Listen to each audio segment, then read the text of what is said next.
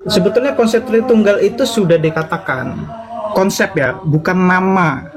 Konsepnya itu sudah ada dalam Matius 28 ayat yang ke-19. 1 Yohanes 5 nomor 7 ya. Kalau ya kalau kita buka 1 Yohanes 5 nomor 7. Sekarang di Alkitabnya ini di sini disebutkan sebab ada 3 yang memberi kesaksian di nih saya buka ini aja secara keseluruhan. Nah, di sini nih, sebab ada 3 yang memberi kesaksian di dalam surga, Bapa, Firman, dan Roh Kudus, dan ketiganya adalah satu. Nah, tapi kalau kita revert ke originalnya, ini kita ambil dari Sinaiticus. Di Kodeks Sinaiticus itu, kalau kita ke 1 Yohanes 5 nomor 7, ini ayatnya. Nah, ini kalau kita baca, tapi nggak penting lah ya.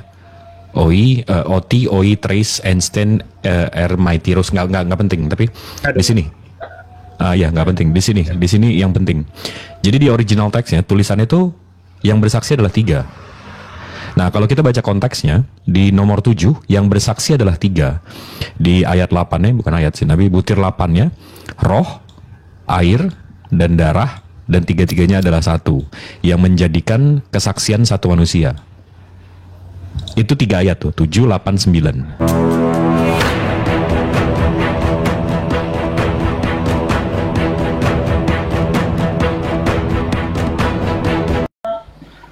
Konsep Tritunggal gitu maksudnya Bang Michael. Lanjut. Sebetulnya konsep Tritunggal itu sudah dikatakan konsep ya, bukan nama.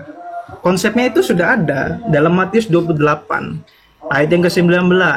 Baptislah mereka dalam nama Bapa, Anak, dan Roh Kudus. Itu sudah ada konsep itu. Tapi jangan ke situ Bang, nanti blunder Abang. Tritunggal itu datang dari bapak-bapak gereja. Jadi jangan ke situ Bang. Nama dari konsep antara konsep itu sendiri. Konsep itu datang dari Kristus sendiri. Itu pun sebelum abad pertama itu. 1 Yohanes 5 nomor 7 itu ada catatannya Bang, bahwa ayat itu bahwa ayat itu tidak ditemukan Abangku. Bahkan bapak-bapak gereja, aktivis-aktivis gereja itu mengatakan itu ayat tambahan. Ayat tambahan. Oh ya, silakan dijawatakan itu, maksudnya ditunjukkan. Silakan. Baptislah mereka atas nama Bapa, Putra, dan Roh Kudus. Bukan, loh, ayat ini kan tidak ditemukan. Ya, coba Abang buka Alkitab Sabda, ya kan? Lalu Abang buka Yohanes itu baru tafsiran. Yang saya tanya masuk ke tafsirannya. Iya, nanti itu, Abang bisa temukan di situ. Itu ayat palsu Abangku. Anda katakan bahwa itu adalah tidak ada gitu. Silakan dibuktikan. Oke, baik. Bang Ferry, saya satu device ya. Bang Ferry, tolong bukakan saya 1 Yohanes 5 nomor 7. Nanti lihat catatannya. Kita lihat di situ bahwa ayat itu dan masih banyak lagi Abangku, bukan cuma ayat itu. Bagaimana dengan manuskrip itu? Pasti akan muncul gitu.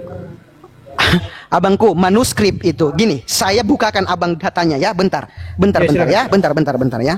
Silakan. Ayat yang Abang tunjukkan itu atau yang Abang selalu bawa, bahkan teman-teman Kristen pun bawa itu ayat. Aduh, mama. Bentar ya Bang ya. Silakan. Iya. Bentar Bangku ya, saya cari dulu datanya ya. Ya, ini keterangan Yohanes Koma nih. Iya, Yohanes Koma itu. Biberi Sasar. Yohanes Koma itu. Ini ya Bang ya. Dengarkan saya. Kepalsuan Yohanes 5, 7 sampai 9 Abangku. Ini menurut William Barclay, pakar teolog internasional asal Skotlandia. Gelarnya beliau ini adalah doktor dari University Edinburgh pada tahun 19. Iya, pada tahun. Bentar. Bukan tahun hidupnya. Sebentar abangku, bentar. Edinburgh pada tahun 1956 dan salah satu guru besar di bidang biblikal abangku ya. Penjelasan ayat ini dia katakan tidak muncul dalam manuskrip Yunani yang lebih muda dari abad ke-14. Bahkan manuskrip besar yang termasuk pada abad ke-3 dan ke-4, ayat ini tidak ditemukan karena versi asli Vulgata yang berasal dari Jerome tidak mencakupnya. Bahkan Perjanjian Baru yang pertama dari bahasa Yunani yang diterbitkan berasal dari Eramus pada tahun 1516. Eramus ini adalah seorang sarjana besar dalam pakar teologi, mengatakan bahwa teks ini tidak terdapat dalam teks asli. Assalamualaikum Bang Jibril. Ini bukan saya yang katakan abangku. Tidak ditemukan Tapi di manuskrip tidak abad ditemukan. keempat. Dan ini Waalaikumsalam warahmatullahi wabarakatuh. Ya, Assalamualaikum. Assalamualaikum. Waalaikumsalam. Sebentar abangku, saya jelaskan dulu, nanti dilanjutkan sama Bang Jibril, pakar data di sini. Oke, gini bang. Abang mengutip data itu, dan ini salah satu data yang selalu dibawa sama teman-teman Kristen, saudaraku. Kebanyakan ayat yang ada di dalam Bible Anda, termasuk 1 Yohanes 5 nomor 7 sampai 9, itu adalah ayat tambahan. Pertanyaan saya, kalau ayat itu ditambahkan atau ayat sisipan, pertanyaan saya, asli atau palsu? Ya asli dong. Loh, aslinya gimana? Kitab suci itu abangku tidak bisa terkontaminasi oleh tulisan manusia, apalagi buah pikir manusia. Namanya tambahan. Bagaimana caranya jika tidak sampai? Analoginya kepada gini manusia? abangku. Analoginya Itu gini. datanya. Analoginya gini. Itu Misalnya harus saya- manusia agar bisa sampai ke manusia. Teman-teman, sebagaimana yang kita tahu, seiring perjalanan waktu ya, Bible kepunyaan umat Kristen itu sering disebut Injilnya mengalami tambal sulam. Banyak tangan-tangan jahil bermain di dalamnya. Banyak interpolasi, salah satunya yang akan kita tunjukkan di sini adalah kepalsuan 1 Yohanes 5 nomor 7 sampai 8, di mana di sana dimasukkan kata tambahan Bapa, Firman dan Roh Kudus. Ini ditambahkan jelas untuk mendukung doktrin Trinitas. Padahal ayat yang mula-mula tidak ada kata tersebut, teman-teman ya.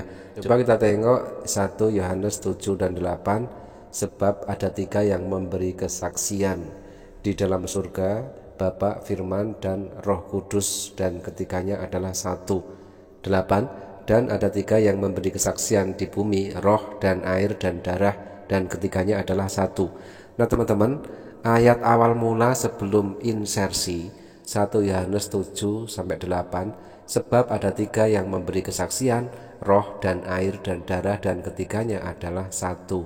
Nah teman-teman, satu-satunya ayat Trinitas yang melantik Yesus sebagai salah satu dari oknum Tuhan ini adalah sisipan atau insersi. Ayat ini diciptakan oleh Priscillian, seorang bidat asal Spanyol yang mati tahun 385. Mulanya ayat ini dicantumkan di dalam komentar atau catatan pada margin Bible. Tetapi 15 abad kemudian, ayat margin ini diterima karena dianggap memberikan bukti Alkitabiah untuk ajaran Trinitas. Baik, lanjut aja Bang Jib. Lanjut aja Bang Jib. Datanya Bang. Ya Bang lanjut. Michael, setahu aku Nanti itu- dibantah dengan itu data ya merupakan Bang Michael ya. ayat Yohanes koma atau koma Yohanem. Sana dikatakan yang berarti potong dari. Oke. Oh nanti dibantah dengan data ya, Michael. Nanti kakak besarkan ya dek ya. Oke lanjut. Nah coba Bang Jibril lanjut. Silakan Bang Jib. Bang Michael, sehat kabarnya? Sehat? Wah, luar biasa. Apa kabar Bang Jibril? Kata-kata Oke, sehat. Alhamdulillah. Bang Jibril luar biasa ya. Kita sudah lama tidak berdialog ya. Iya. Mana si Rifa, apa kabar? Alhamdulillah. Luar biasa. Kita harus tertibin ya. Gimana kabar Bang Juma? Baik. Udah Enggak, lanjut. jadi kita bahas 1 Yohanes 5 nomor 7 ya. Kalau kita buka 1 Yohanes 5 nomor 7 sekarang di Alkitabnya ini, di sini disebutkan sebab ada 3 yang memberi kesaksian di nih, saya buka ini aja secara keseluruhan. Nah, di sini nih, sebab ada 3 yang memberi kesaksian di dalam surga, Bapa, Firman dan Roh Kudus, dan ketiganya adalah 1. Nah, tapi kalau kita revert ke originalnya, ini kita ambil dari Sinaiticus. Di Kodeks Sinaiticus itu kalau kita ke 1 Yohanes 5 nomor 7, ini ayatnya. Nah, ini kalau kita baca, tapi nggak penting lah ya. Oti, Oi, Trace, Einstein, Mighty Rose, nggak penting. Tapi di sini, ya nggak penting. Di sini yang penting. Jadi di original teksnya tulisannya itu yang bersaksi adalah 3. Nah kalau kita baca konteksnya di nomor 7 yang bersaksi adalah 3. Di ayat 8-nya, bukan ayat sih, tapi butir 8-nya, roh, air, dan darah, dan tiga-tiganya adalah satu, yang menjadikan kesaksian satu manusia. Itu 3 ayat tuh, 7, 8, 9. Itu konteksnya, nggak ada Tritunggal di sini. Nah, tapi kenapa begitu sekarang? Sebab ada 3 yang memberi kesaksian di dalam sorga, Bapa, Firman, dan Roh Kudus, dan ketiganya adalah satu, dan 3 yang memberi kesaksian di bumi, roh, air, dan darah, dan ketiganya adalah satu. Kita menerima kesaksian manusia. Abang paham nggak di mana? Di mana? Ini bukan pergeseran, bukan cuma ditambah, tapi ada penginsertan teolog di sini. Ini satu. Habis itu kalau kita lihat bang, ini dari Bapak Gereja namanya David W. Daniels. Dia yang punya buku Answer of the Bible, Versions Questions. Rupanya kalau kita telusurin, jadi di tahun 200 bang, Tertullian abang tahu dong siapa? Ya, Bapak Tritunggal. Ya, Bapak Tritunggal menulis 3 dalam 1. Habis itu di tahun 250 Sir Carnage ditambah lagi ayat ini, dan lagi Bapak dan Hantu Suci. Habis itu di tahun 350 Priscillians nge-revert. Habis itu di tahun 350 Athanasius menambahkan. Di tahun 398 Saint Augustine ini menambahkan lagi. Di tahun 415, tahun 450 ke 530 ada 3 versi, 3 ayat ini. Habis itu di tahun 500, 550 sampai tahun 1600. Ini kalau kita lihat nih bang, versinya ya. Jadi ada 1, 2, 3, 4, 5, 6, 7, 8, 9, 10, 11, 12, 13, 14, 15, 16, 17, 18, 19.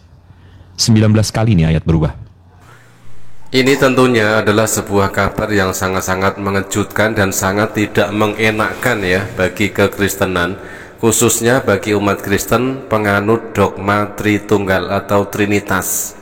Jadi doktrin di dalam agamanya, doktrin Trinitas atau Tritunggal itu ditopang dengan kepalsuan ayat. Sebagaimana yang sudah kita simak tadi ya, ternyata yang semula tidak ada terus ditambahi, diada-adakan, dan ironisnya ayat itu berubah sampai 19 kali teman-teman. Sangat luar biasa. Jadi iman mereka, konsep ketuhanan mereka, doktrin Tritunggal mereka ditopang dengan kepalsuan ayat di dalam Bible sendiri. Terima kasih teman-teman, mudah-mudahan bermanfaat. Jazakumullah khairan kasiran. Wassalamualaikum warahmatullahi wabarakatuh.